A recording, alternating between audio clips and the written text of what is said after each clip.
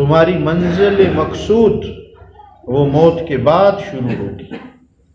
ये एक सफ़र है और ये एक इंतज़ार गाह है। किसी ने 1 घंटा ठहरना है, किसी ने 2 घंटे। स्टेशन पे ट्रेन आ गए, हर एक की रवानगी।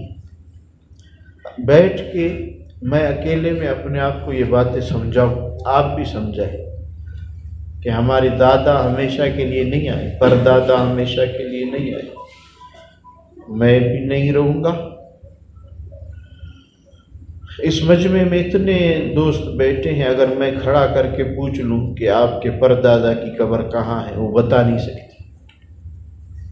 इस मजमे में ऐसे दोस्त बैठे उनको नाम भी पता नहीं कि परदादा उससे पहले दादा का नाम क्या था। वो भी इस दुनिया पे आए, उन्होंने भी हुकूमतें की, उन्होंने भी शादियाँ की, उन्होंने भी ज़िंदगी गुजारी। कुछ अल्लाह के बने, कुछ ने धोखे वाली ज़िंदगी को सब कुछ समझा, चले गए। तो मेरे दोस्त, इस धोखे की ज़िंदगी से मैं भी निकलूँ, आप भी निकलें। इन्नकुम खुलिक़्तुम लिल आखिरह वद्दुनिया खुलिक़त लकुम।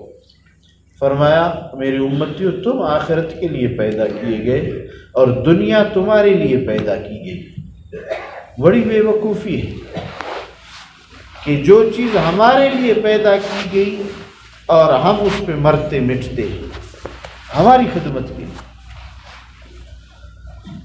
रिवायत में है कि एक बहुत बदसूरत बदशक्ल बूढ़ी औरत क़यामत के दिन उसे अल्लाह रब्बुल इज़्ज़त फरमाएंगे जहन्नम में दाखिल हो जाओ। वो बूढ़ी औरत बदसूरत आवाज़ देगी कि नहीं, मेरे दोस्त भी मेरे साथ हो, मेरे चाहने वाले भी मेरे साथ हो, फिर मैं दाखिल हो जाती हूँ जहन्नम में। तो अल्लाह रब्बुल इज़्ज़त फरमाएंगे कि इसके दोस्त, इसके चाहने वाले, उनको भी इसके साथ शामिल करके जहन्नम में डाल दो। फरमाया ये वो दुनिया है, ये जो बूढ़ी औरत बदशक्ल बदसूरत बना के पेश की गई। और वो लोग जो इसकी वजह से रिश्तेदारों को नाराज़ करते थे, रिश्वत लेते थे, सूद लेते थे, हरामकारी करते थे, धोखा देते थे, झूठ बोलते थे, फरेब करते थे, ये उसके चाहने वाले हैं। आज ये दुनिया अपने चाहने वालों को साथ लेके जहन्नम जाएगी। लिहाजा इस आर्जी दुनिया और इसके आर्जी मनफात और फ़ायदे के लिए मेरे दोस्तों, हम अपने प्यारे अल्लाह को नाराज़ न करें और इसको आर्जी समझें। गरीब भी इस दुनिया से चले गए, अमीर भी चले गए, शोहरत याफ्ता और ऐसे जिनको कोई नहीं जानते थे। मैं और आप भी जाएंगे।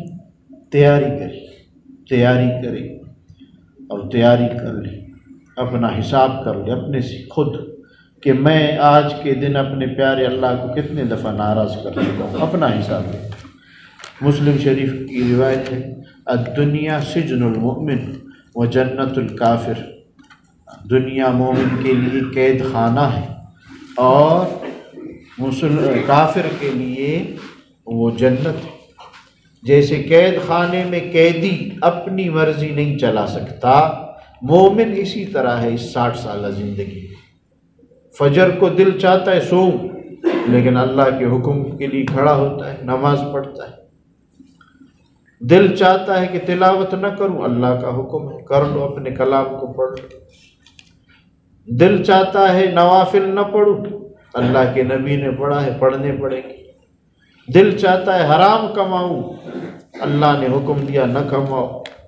बस हर बात खाने में, खाना खा रहा है, एक तो काफिर खाते हैं ना, उल्टे हाथ से खाए, खड़े होके खाए, जैसे खाए परवाह नहीं। मुसलमान इसमें भी कैदी है, नहीं उल्टे हाथ से न खाओ, दाएं हाथ से खा लो। इस तरह बैठो, इस तरह न बैठो।